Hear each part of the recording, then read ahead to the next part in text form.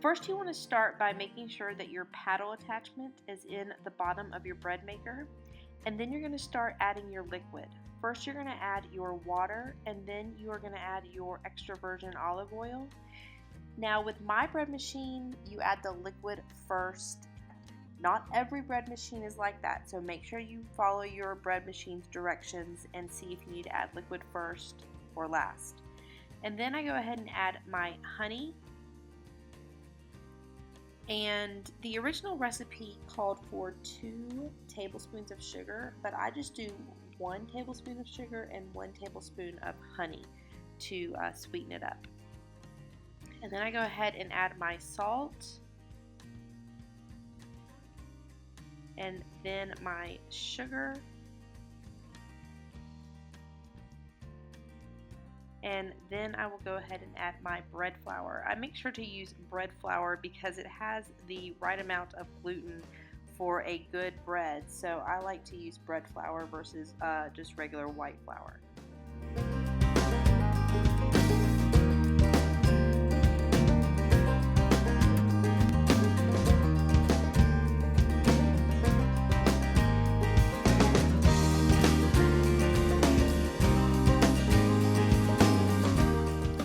And then I am going to add my active dry yeast. What I do is I just make a well in the flour with my finger to pour the yeast in, and I'll show you here how I do that. And that is important because it allows the yeast not to react with the water so quickly. So that is why you just simply make a well in the flour and you pour the yeast right into that well.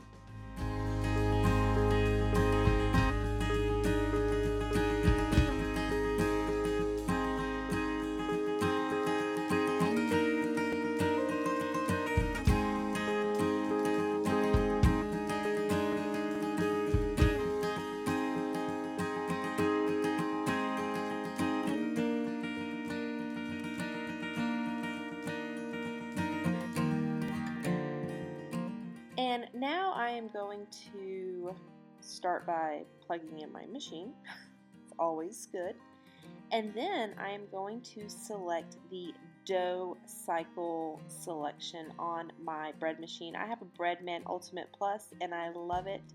It is awesome. I highly recommend the Breadman Ultimates. And there is the dough cycle. It is going to run for 1 hour and 30 minutes. And once it is done, it is going to rise and everything in the machine, and then I will let y'all take a look at it then.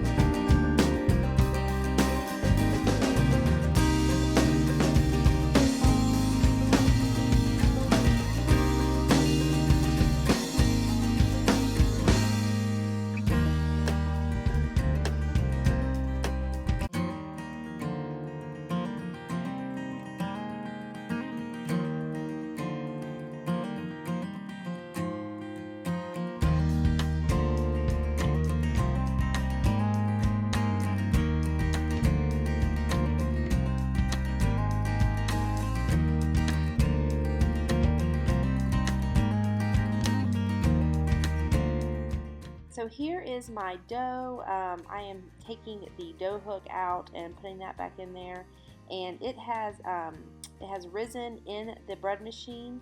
And what I'm going to do now is I'm just going to knead it a few times just to get that air out of the dough, and then I am going to make some small dinner rolls out of the dough, and then I'm going to let it rise once more.